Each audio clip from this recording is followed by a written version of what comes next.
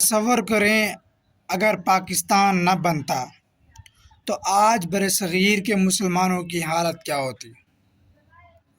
کیا ان کے مذہبی، ثقافتی اور سیاسی شناخت محفوظ رہ پاتی؟ آخر وہ کون سی وجوہات تھیں جنہوں نے لاکھوں مسلمانوں کو ایک الگ وطن کے لیے قربانیاں دینے پر آمادہ کیا؟ آج ہم اسی سوال کا جواب تلاش کریں گے۔ اس سے پہلے ایک بات سن لیں، 1947 سے پہلے کچھ سال پہلے برصغیر کے ایک شہر میں ایک مسلمان خاندان رہتا تھا۔ والد اپنے بچوں کو تعلیم دلانا چاہتے تھے۔ ان کی خواہش تھی کہ ان کی آنے والی نسل اپنی مذہبی اور ثقافتی شناخت کے ساتھ ترقی کریں، لیکن اس دور میں بہت سے مسلمانوں کو یہ فکر تھی کہ مستقبل میں ان کے سیاسی اور سماجی حقوق محفوظ رہیں گے یا نہیں۔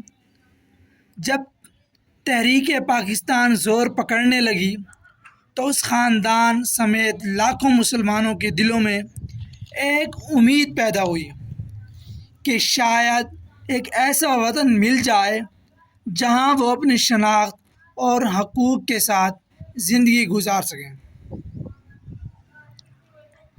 ان کے مسائل کیا تھے؟ ان کے مسائل یہ تھے: کیا ان کی سیاسی نمائندگی مؤثر رہے گی؟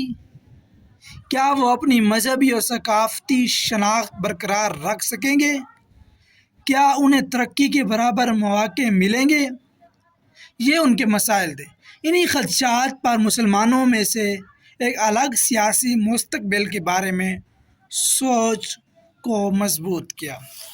مسلمانوں کی الگ شناخت، ٹھیک ہے، مسلمان اور ہندو صدیوں سے ایک ہی خطے میں رہتے تھے، بلکہ میں یوں کہوں کہ ہزاروں سال مسلمانوں نے برصغیر پر حکومت کی، لیکن انہوں نے ہندوؤں کو کوئی تکالیف نہیں دی۔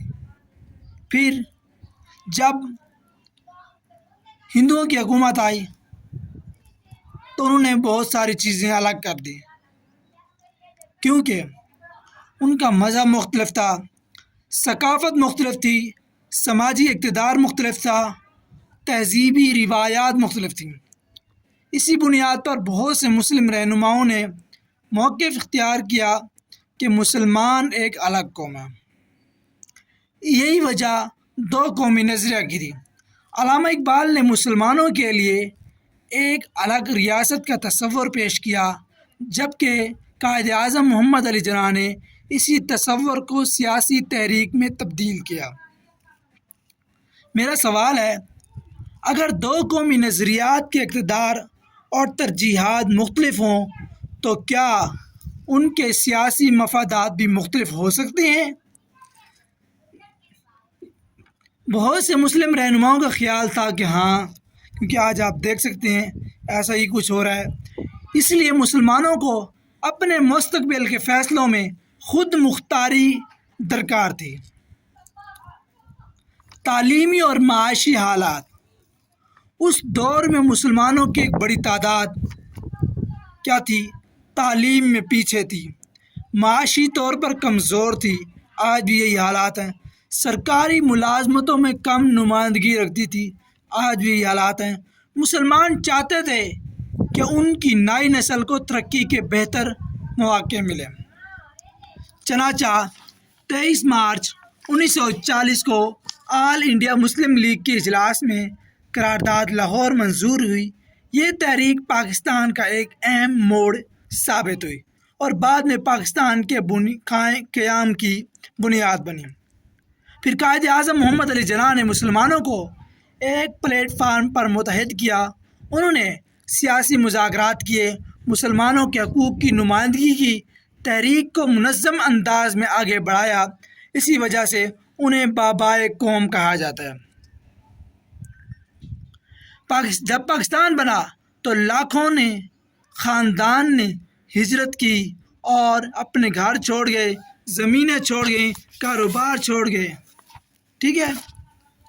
اب میرا ایک آپ سے سوال ہے، اگر آپ کو اپنے گھر، زمین اور سب کچھ چھوڑ کر صرف ایک بہتر مستقبل کی امید میں سفر کرنا پڑے تو کیا آپ یہ ایسا کر سکیں گے؟